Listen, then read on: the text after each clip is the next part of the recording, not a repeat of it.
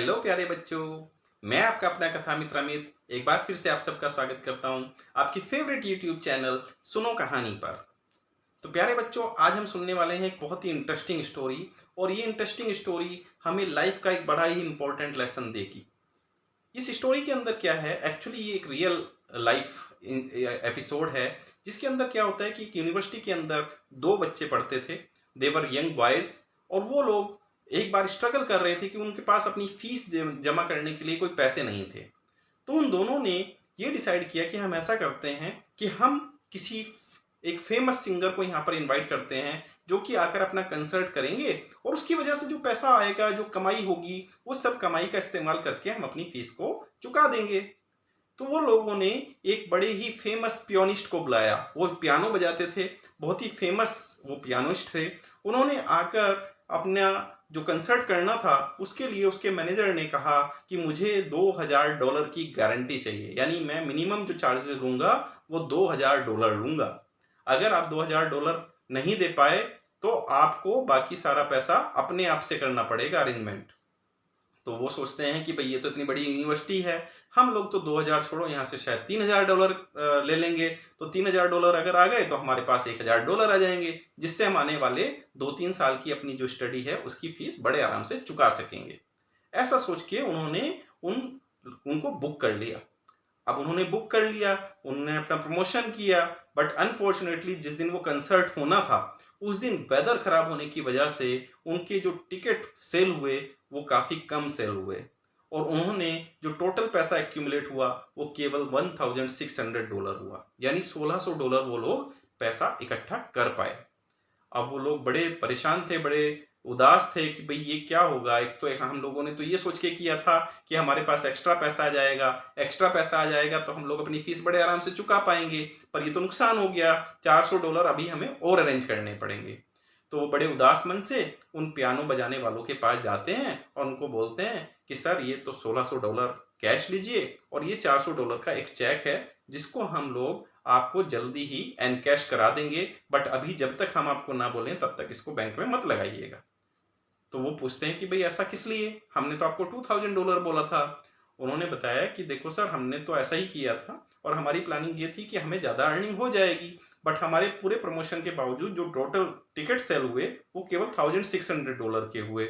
उन्होंने कहा कि भाई आप ये कंसर्ट कराना क्यों चाहते थे। तो उन्होंने अपनी परेशानी बता दी कि हमें अपने स्कूल की फीस अदा करनी थी, कॉलेज की यहाँ की, जिसकी वजह से हम ये चाह रहे थे कि हमारे पास कुछ अर्निंग आ जाएगी और उसी के लिए हमने आपको यहाँ पर इन्वाइट किया था।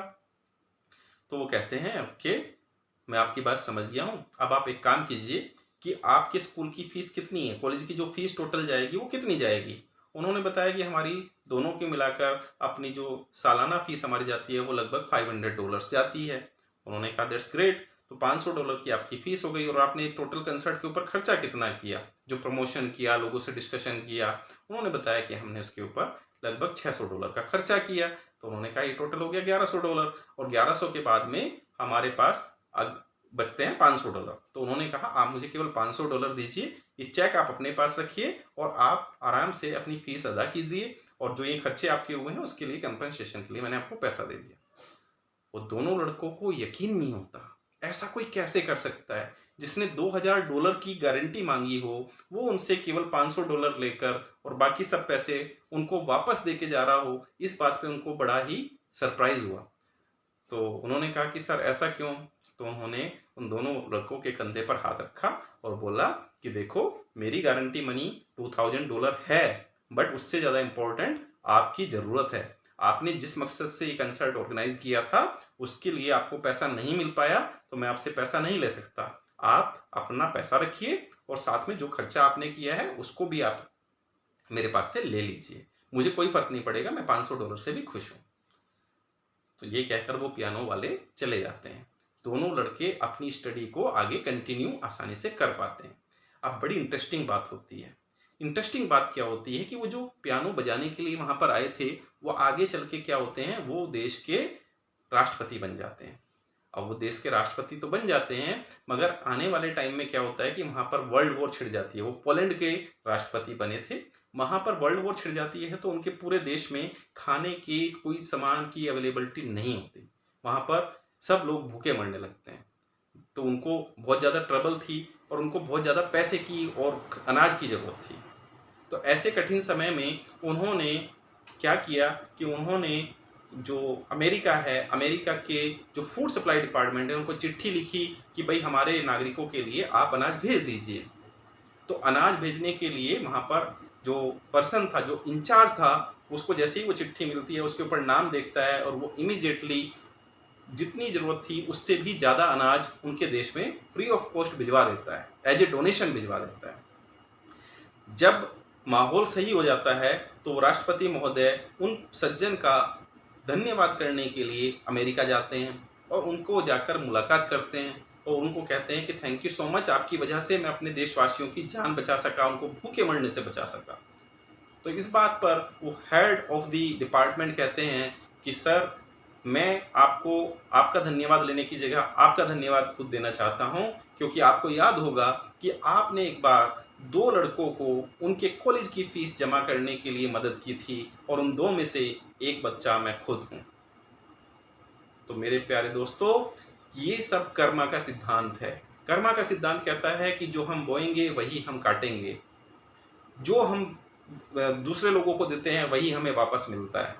उन पियानो वादक ने अपना ध्यान ना करके ये सोचा था कि अगर मैं ये काम नहीं करूँगा, अगर मैं ये पैसे इनको नहीं दूंगा तो इनका क्या होगा। उन्होंने ये नहीं सोचा कि मेरा क्या होगा, उन्होंने सोचा कि अगर मैंने इनसे ये पैसे ले लिए तो इनका क्या होगा, इनकी ज़िंदगी में क्या इम्पैक्ट पड़ेगा।